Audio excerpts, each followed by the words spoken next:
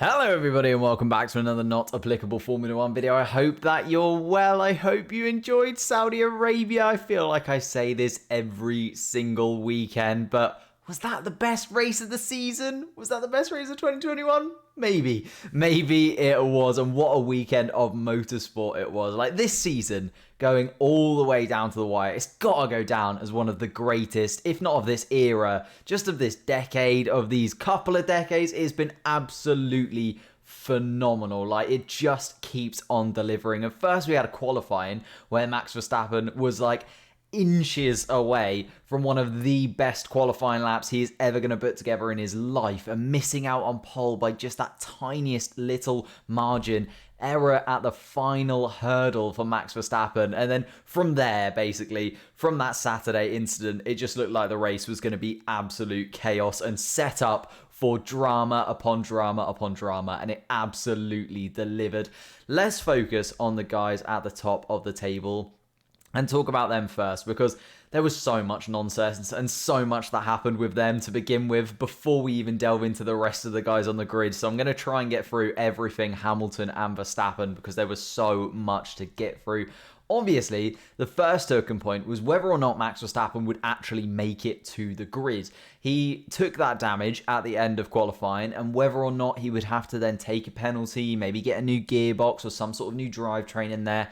And he decided to not replace anything. Red Bull opted to keep things the same. They obviously fixed all the parts they needed to get the car running, but it had a feeling of like Leclerc in Monaco for me. I was a little bit shaken. I was a little bit like, oh, is this going to work out for Red Bull? But actually, over the course of the race, it seemed like the car was absolutely fine.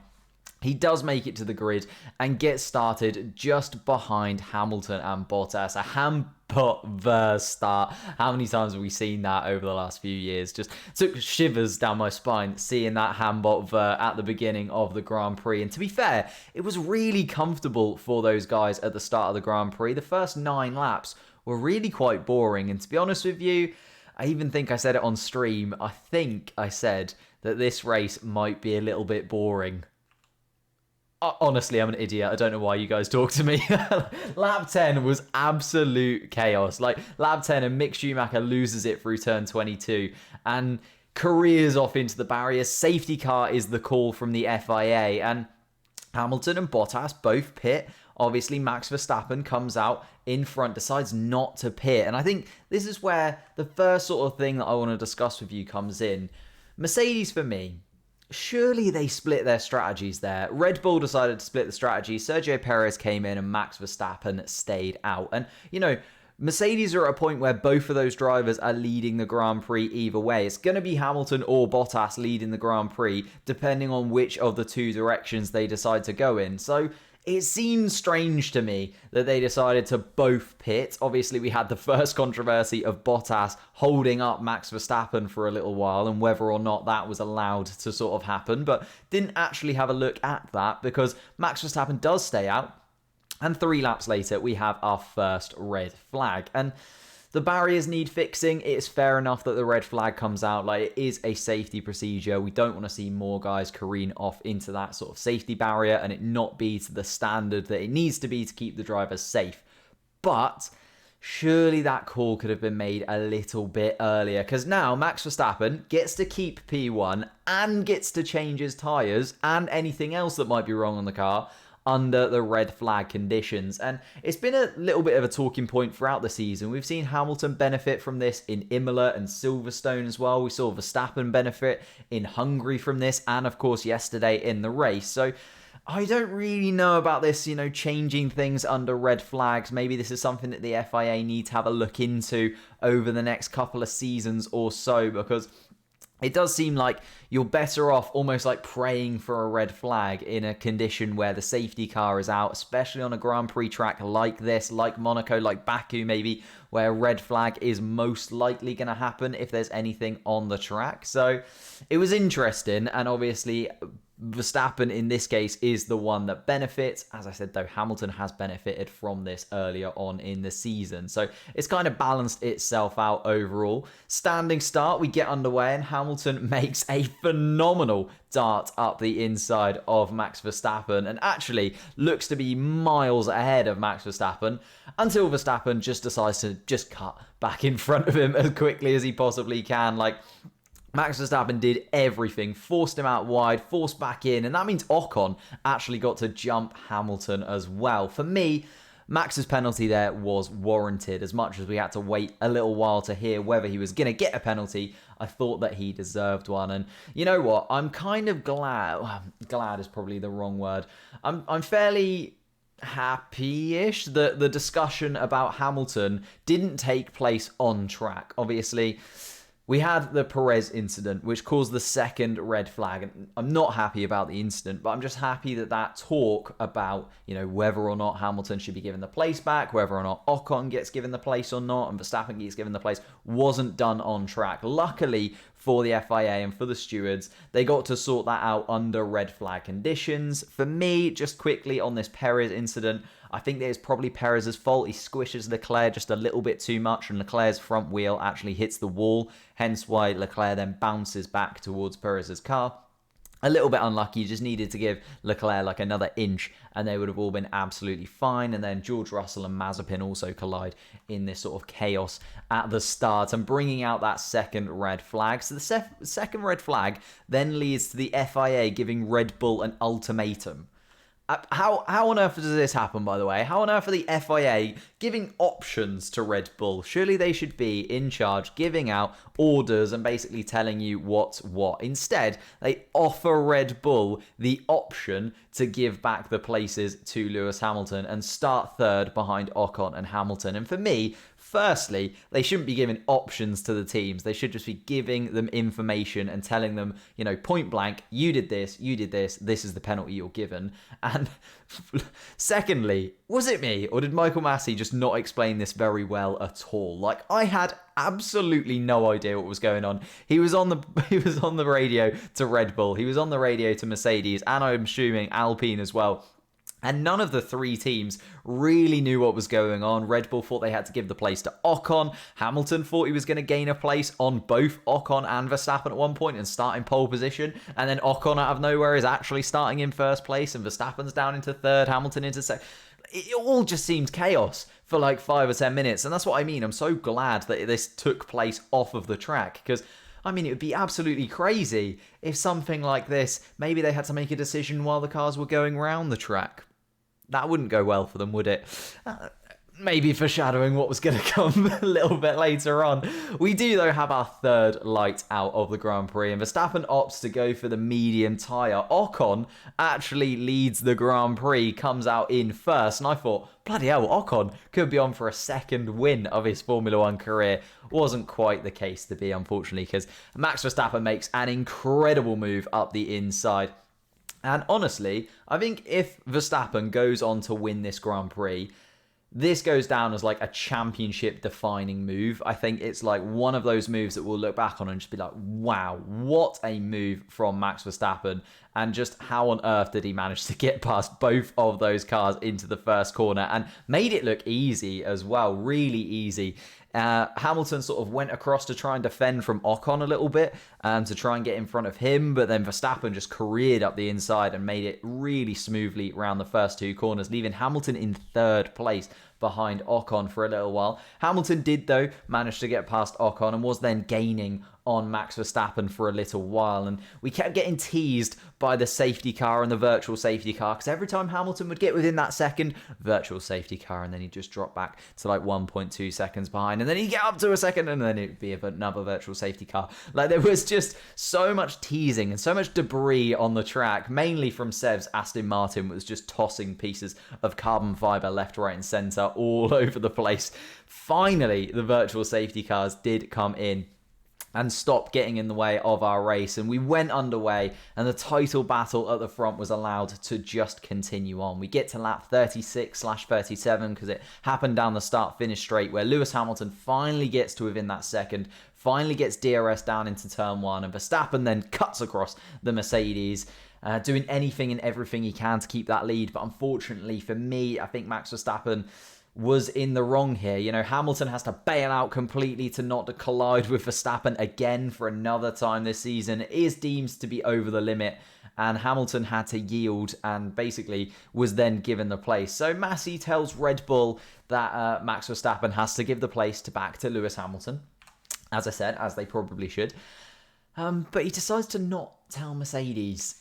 I feel like that's quite important to tell Mercedes at that point. Doesn't tell Mercedes in enough time. So later on in the lap, we obviously have Max Verstappen. He's told to give the place back. He decides to do it just before a DRS line as well, which I think is another big question. Are you allowed to just give that place back just before the DRS line so that you then have DRS down into turn 1 so that you can get past your rival again after you've just had to give the place back? Bit of a weird one from Max Verstappen, but instead of Hamilton just careening past just before this DRS line, instead Hamilton decides to careen into the back of the Red Bull car, and Max Verstappen brake checks Hamilton. Now, this is the real controversial talking point of the race, and I know it's taken me 10 minutes to get there, but there's just been so much to talk about so far.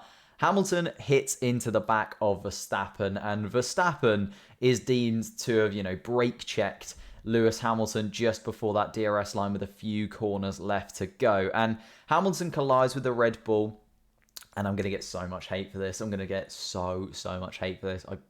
I'm not a Mercedes fan. I'm not a Red Bull fan, but this is the way that I see it. I think Verstappen is at fault here. He weaves to the left for me. It's a weird, unnatural, weird movement from Max Verstappen. Like, he goes towards the right-hand side of the track, slows down a little bit, then kind of speeds up a bit, then slows down again, but this time in the middle of the track rather than right-hand side. It was strange to me. It felt weird. We saw it from Hamilton's perspective, and I was just like, what on earth is Max Verstappen actually trying to do in front of the Mercedes car? And for me, Max Verstappen is at fault. I think Max Verstappen is at fault for this one here. And, the stewards eventually do agree with me after the race, giving him that penalty. But really, Massey is to blame here for me, because, how on earth, how can we not have full clarity on a decision and just given the information to both teams at the same time so that both drivers can be given the information at the same time? How does Max Verstappen know that he has to give up the place, but Lewis Hamilton has absolutely no idea what's going on? How do we get to that point? As I said before, they were saved by the first red flag and the second red flag, really, by having that opportunity to go through the incidents while the race had stopped. We saw in this third incident that the FIA and the stewards just maybe aren't up to it when it comes to the cars being on track at this time, being so quick, because we don't actually get a decision on it for ages. Verstappen does lead and eventually does let Hamilton pass for maybe a tenth of a second on lap 43 or 44, was it? Or maybe a little bit before that. I completely lost it. No, because it's lap 42 of the Grand Prix where Lewis Hamilton has his broken front wing and yet still keeps pace with the Red Bull. And then we get the news of the 5-second penalty, don't we, on lap 42. Max Verstappen gets given a 5-second penalty for the first incident. Not the second incident where Hamilton hits into the back of him, the first incident where he cuts him off in turn 1. And again, mind-blowing. It's been ages since that happened. It's been absolutely ages since Max Verstappen and Lewis Hamilton had sort of come together into turn 1. And yet we're only getting a decision for it now. Gets a penalty, but surely that's a double penalty, because Max Verstappen has already had to give the place back to Lewis Hamilton and now also gets a 5-second penalty. Is that not two different penalties for the same incident? Or is the 5-second penalty for another? Again, it just makes Formula One look stupid. It makes us look silly. It makes the fans confused. And it makes the drivers look stupid because they don't know what's going on track. It makes the teams look stupid to all the new fans as well. And for me, Michael Massey, the FIA just got so many decisions wrong here. And they really need to take a look at themselves for next season. It's mind-blowing to me that we just can't have real clear decisions made in good time on this track and clear communications. It needs to be clear, it needs to have that clarity of communication, and it needs to be decisive. We shouldn't have the FIA giving ultimatums to teams. We shouldn't have the FIA asking teams their opinions on decisions. We shouldn't have the FIA giving decisions to results that now are 5 laps ago, and already there's so much that has been able to happen in that time.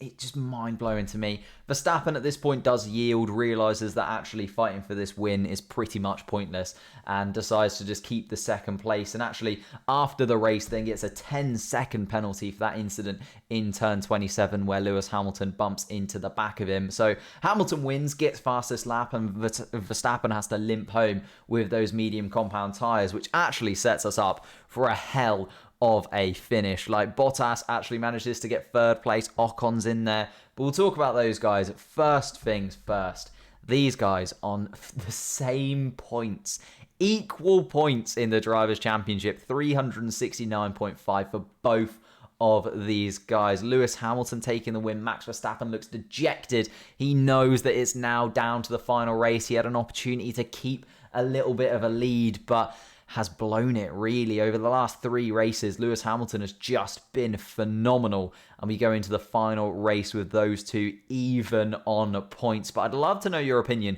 on all of those incidents. There's so many. What's your opinion on the red flag? Should Verstappen have been able to change tyres and change different components, even though it was under red flag conditions after everybody else had already pitted and the red flag wasn't decided on for 3 laps?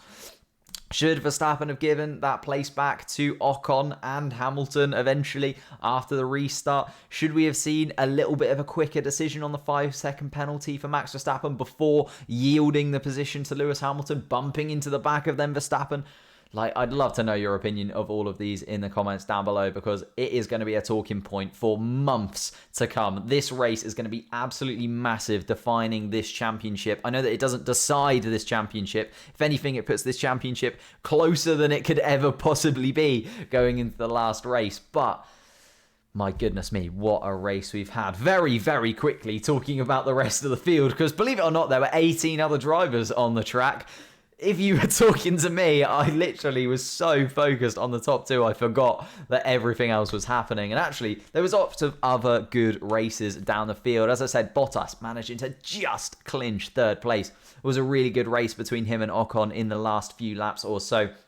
Ocon did so well, by the way, gained massively thanks to that first red flag. Obviously, decided not to come in, and sort of gained in a similar vein to Max Verstappen, managed to get his pit stop completely for free compared to everybody else around him. And then, though, drove really, really well. Obviously, was nowhere near the caliber of Hamilton or Verstappen, and those guys were like 10 seconds up the road before they even knew it.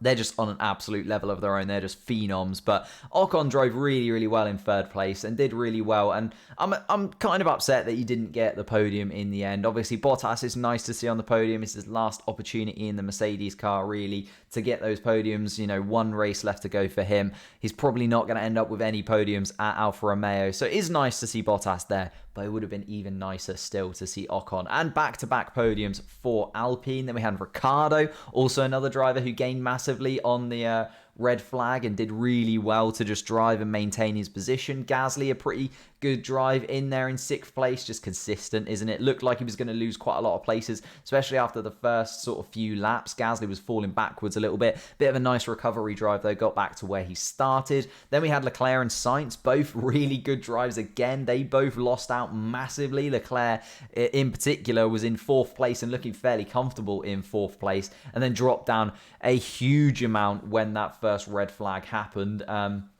And really, really unfortunate, but both of those Ferrari drivers showing their quality and showing why they're now ahead of McLaren by a considerable margin in the Constructors' Championship. Then Giovinazzi getting points again. Wow, really good from Giovinazzi. Lovely to see him in the points finally in his penultimate race in Formula 1. Maybe we'll see him in Formula 1 again in the future. I don't personally think so. I'm not so sure about him, but Formula E next year for Giovinazzi, but 2 more points to add to his tally. And Lando Norris rounded out the points. A really, really good recovery drive for him. Lando Norris is just so unlucky at this point. Like, he was going so well, was driving really, really well in a McLaren that didn't look too great. And then just dropped pretty much to last place. In fact, I think after the second red flag, he was in last place of the guys that were still running. Obviously, Perez, Mazepin, Russell, and Mick Schumacher all out by the time the second red flag had occurred. I think Norris was running 16th at one point.